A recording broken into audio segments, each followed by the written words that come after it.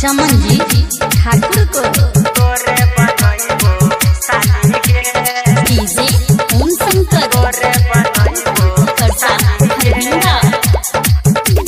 दोसर से करे छा प्यार छौरी करे छा हमरा गाली गे ये छोड़ी किया गे हां दोसर से करे छा प्यार छौरी करे छा हमरा गाली गे तोरा बहिन से शादी रचेबो तोरे बनेबो साली गे तोरा बहिन से शादी रचेबो तोरे बनेबो साली गे दूसरा से करे छा प्यार छौरी करे छा हमरा गाली गे तोरा बहिन से शादी रचैबो तोरे बनैबो साली गे तोरा बहिन से शादी रचैबो तोरे बनैबो साली गे रूपम रिकॉर्डिंग स्टूडियो जीवन चौक मधुबनी तोरा बहिन से शादी डीजे रचैबो ओम शंकर साली खर्चा हरबिंदा तोरा करे छियो हम जहिया के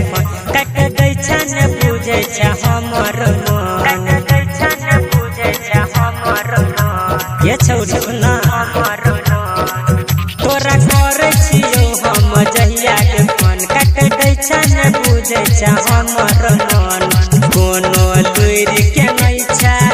बाजै छ फट फट खाली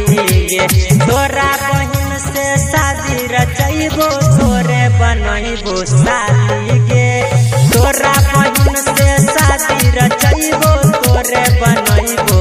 साली गे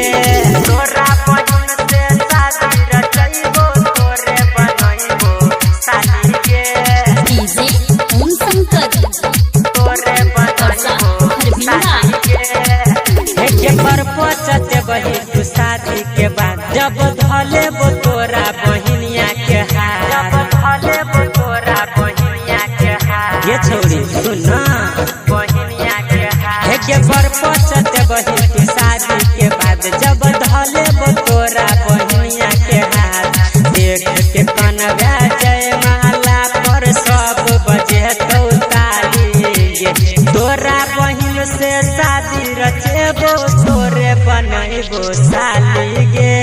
तोरा बहिन से शादी रचेबो तोरे बनैबो साली गे मजाक खूब करो।